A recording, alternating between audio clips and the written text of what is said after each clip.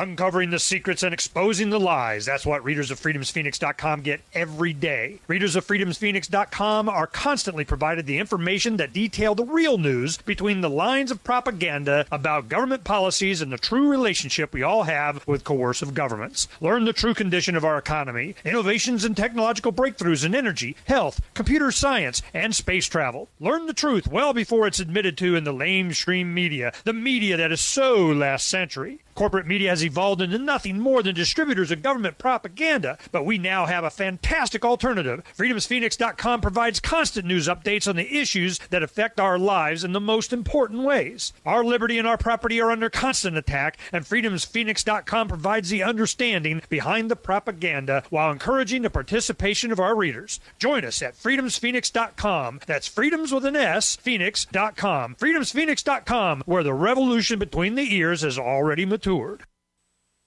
And now, live from the studios of Freedom's Phoenix, Ernest Hancock. Turn on the tube, what do I see?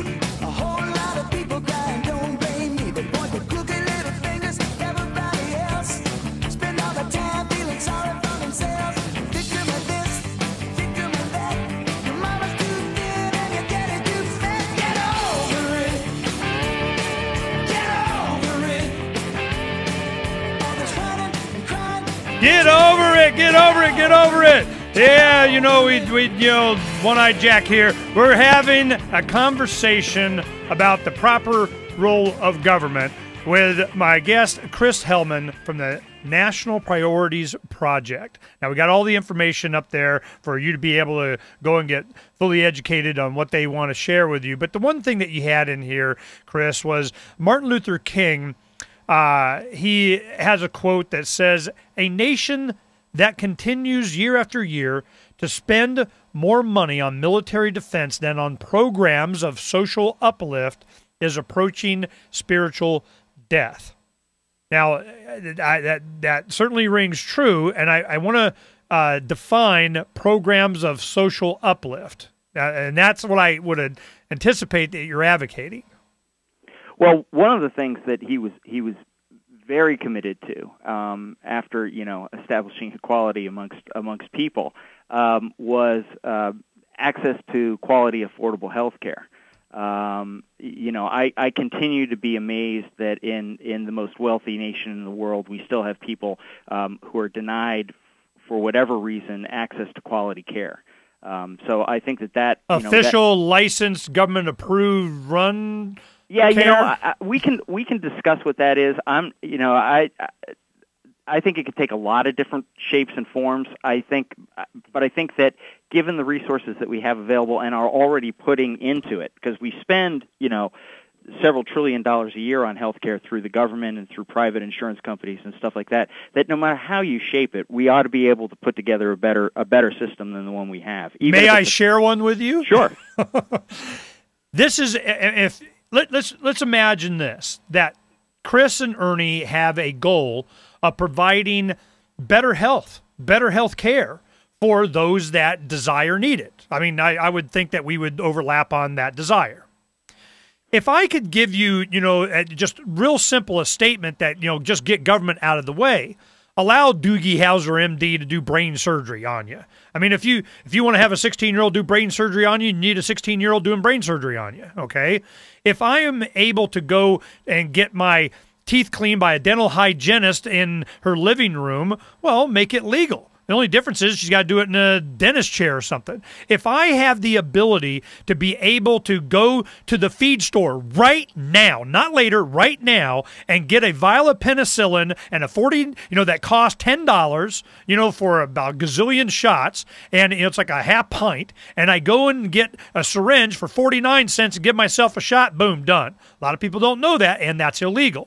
If I go to get some kind of a cream for a skin condition or whatever, I got to go to the doctor, get a prescription, get the cream. Has no ill effect. There's no side. I'm not snorting it. I'm not boiling it down or anything. But it's all these licensing and regulation and controls for me to be able to provide for my own health care is because of some law, because of some restriction, because of some collectivization under the AMA, the Medical Association, something. And I go, you want to have more people get access to health care cheaper. Get the government out of the way.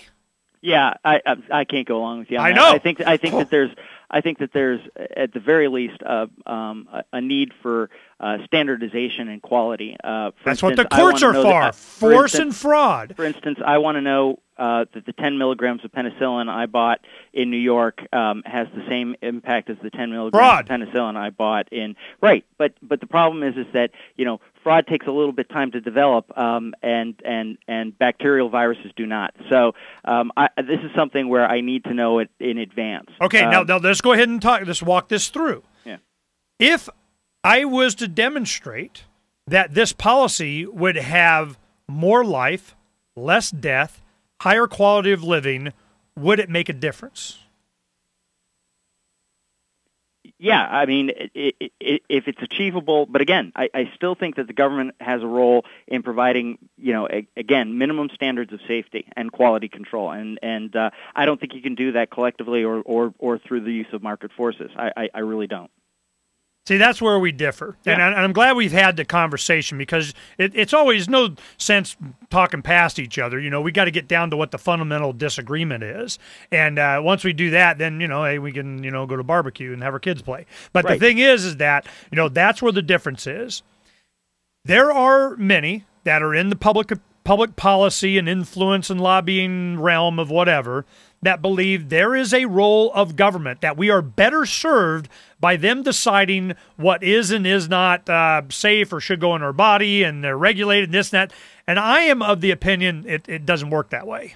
That whenever there are these entities, they are always controlled by the very industry they're supposed to regulate. I give you FDA, Wall Street, SEC, financial collapse, need I go on? So I'm just going, this is a fundamental difference of where libertarians have absolutely no pleasure whatsoever in screaming neon I told you so when this thing comes down, and it's coming down. Yeah, and again, as you say, it's good to be able to have the fundamental disagreement. I see the problems that you see. I just think that the solution is a different one than which is the what? that you What is your solution? Well, again, I think you make the system better, and I think that's the vigilance portion of it, which is how do you avoid situations where industries regulate themselves? I focus my attention on the military. I always have. When you've got, for instance, people who worked at the Pentagon going to work, as they retire in their late 40s or early 50s, going to work for the same corporations with whom they were supposed to have oversight capability, you've got a problem. And there are thousands of examples that fall into that category. In every department of government, on the social, absolutely. Economic, military side, it is because of government this stuff happens. It's because there's a big chunk of money there. Yeah, that's true, and money does disproportionately drive the decision-making process. Then stop taking in it. Washington. There's no doubt about it. Stop taking the money. Yeah, that's one of the strongest arguments I've ever heard for campaign finance reform, which is let's do something about the money. Let's cap the amount that we spend on it. Let's take the amount of time that politicians spend fundraising and reduce it significantly so they can tend to the nation's business. Campaign financing. Let me give you my spiel on that one. Yeah. Well, I'd love to hear it. Well, it's my money. I can spend on. I can give. In fact, I'll give you a perfect example: the Ron Paul Revolution. Hundreds of millions of dollars got spent on that thing. Yeah. It just went through individuals doing what they want, called the First Amendment. I put up my banner on the freeway, kiss it. There's nothing you can do about it. It's called the First Amendment. Well, we need to control, and you shouldn't be able, and you're violating, the chain link fence or something. I hear you, and I gave a good pitch for the First Amendment earlier in our discussion, and I find, this is one of the areas where I find I run afoul of myself. My problem with this idea that money is First Amendment and shouldn't be limited is that it tilts the playing field, to my mind, towards people who already have money, and I don't want the governing body in this country to be people who are independently wealthy. I'm glad they have the money. I'm glad they made it for themselves, but I don't think they share the values of the majority of American people. Well, I'll tell you, these revolutionaries, they didn't have any money. Yeah, and that's great. That's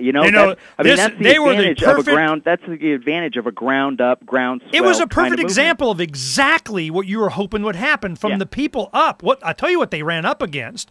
They ran up against those that didn't care about whether you had the money or being right or had a movement or whatever. That was not the point. The point is that you're going to be messing with our money. Money always makes its way to power. I don't care what laws you pass. You can talk about campaign reform all you want. McCain-Feingold, man, it didn't stop McCain from getting whatever he needed. This is all just a veneer. It's just a joke, and we know it. I mean, out here we're saying we know it, so we bypassed it. But the point is that if you eliminate the power, then there's no need for the money to go. I ran against McCain. My thing is that I'm going, look, the money is not the problem. It's the power is the problem. I guarantee you take away the power for them to do stuff to and for and against and the benefit of, the money goes away. The money is to get to the power to get more money. Stop having the power of government. The need for the money to go and get some goes away, and it goes to more productive purposes. Hey, Chris, I'm glad that we got a chance to share. And, let's do it again sometime. And it's at least you understand our perspective, and it's going to play out more, and hopefully it'll get incorporated in your rhetoric and make you more popular. Chris Hellman, National Priorities Project. You can Google it, look it up on today's archive, get more information.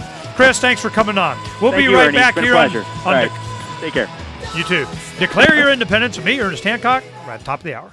This is Ernest Hancock. I'm publisher of freedomsphoenix.com and the radio talk show host of Declare Your Independence. Now, I want to give you my personal endorsement of a wealthy U.S. citizen that is predicting that in 2011, we will witness the most important day in America in more than 50 years. He's produced a video for you. It's a real eye-opener, and I want to make sure that you have an opportunity to watch it. www.endofamerica7.com. Endofamerica17.com. This video has the history of how we got where we are now and where we're going and why. Now, it's a lengthy video. It'll be about 20 minutes, but you need to watch this so you understand what's going to happen to this country and how you can protect your wealth and even benefit financially. Now, you go there. It's free. I want you to watch this video. You need to have this information so that you can survive the economic collapse that's coming to America. It's not if, it's when. That's endofamerica, the numbers 1 and 7.com. After you watch it, you'll understand why I endorse it.